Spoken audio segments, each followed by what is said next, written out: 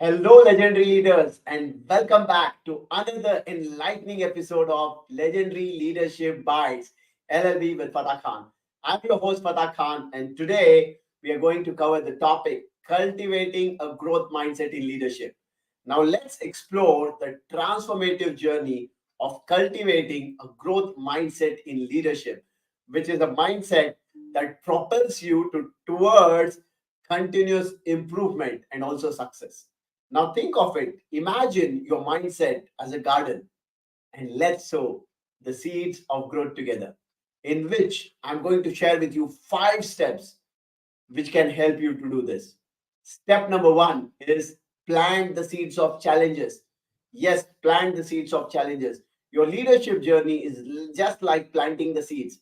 Challenges are like the soil that allows you to actually grow your leadership potential and help you to actually keep growing. Like example is like a leader taking a new project who will see challenges like roadblocks and all the challenges as opportunities to grow, right? That is growth mindset. Step number two is water your growth with learning. Now think of it as a garden and water your growth with learning. What is learning? Like learning is a continuous process that you need to understand and you keep learning continuously as a leader. Because a leader is someone who seeks out all the opportunities for learning through maybe workshops, through events, anything that comes in the play. Now, step number three is effort. It's like the sunlight of the mastery. If you see efforts, it is important for leaders to put effort in terms of getting success because we all know nothing comes easy. And effort is not you do it for 1 day, for 2 days, for 3 days, and then you forget for a few days and then you do it again. In leadership, effort is like the sunlight. We need sunlight every single day, right? So effort is like the sunlight that you put every single day. And one of the important traits of any legendary leader is self discipline, which is like taking those small steps and then doing that regularly. Because through that regular small steps, you actually build that consistency and you build that self discipline. Because only when you build that self discipline, that's when your growth can happen. And all the leaders, the successful leaders, if you see, they are highly self-disciplined. And this is something that you need to build in yourself if you have to continue to grow every time and if you have to be like continuously on a growth path.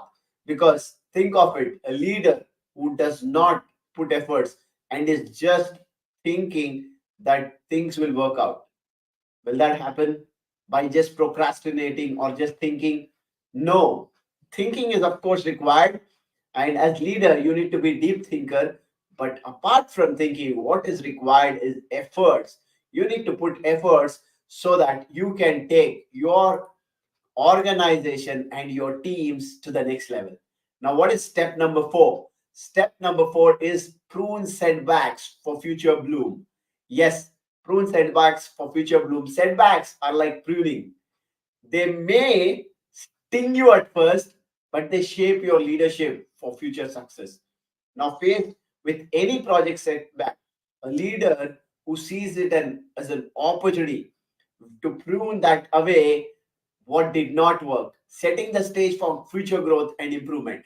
That is how a great leader will shape up. Now, the fifth one and last one is harvest successes with celebration because it's important for you to celebrate success. Many leaders don't understand this concept well because when you are able to bring success, celebrations of any success in terms of the milestones, because remember this, it's not just the important goals that you achieve. Because if you are in a project for 6 months, do not wait for the end of the project to celebrate the success. You need to celebrate the milestones because when you build it in the culture, when you acknowledge and when you celebrate, the team will feel motivated and the team would want to do more.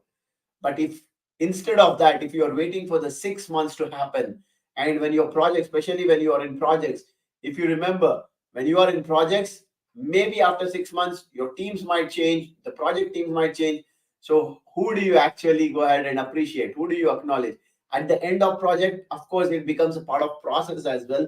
But when you actually acknowledge and appreciate, and when you keep celebrating the success, It will motivate the team, plus it will motivate you as well to keep moving forward. So if I have to put it all together in a nutshell, for actually building the leadership, cultivating the growth mindset, there are 5 steps. Number one is plant the seeds of growth, plant the seeds of challenges. Number two is water your growth with learning.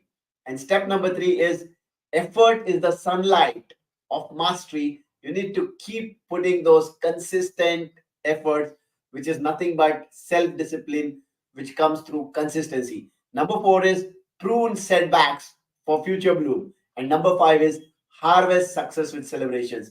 Now, if you are able to do this, if you are able to cultivate a growth mindset in leadership, you will be able to see a huge transformation in your teams, in your organization. Because cultivating a growth mindset, remember this, it's not like a destination, it's like a journey. It's a commitment, ongoing commitment that you make to yourself, so that you can keep growing your teams and organizations. Because when you are able to do this, when you are able to see the setbacks or the opportunities, when you are able to actually foster growth culture, foster the culture of celebrating success, you will be able to develop a great environment. So that is what I have for you all today. Legendary leaders, thank you once again for joining me, and stay inspired, stay influential.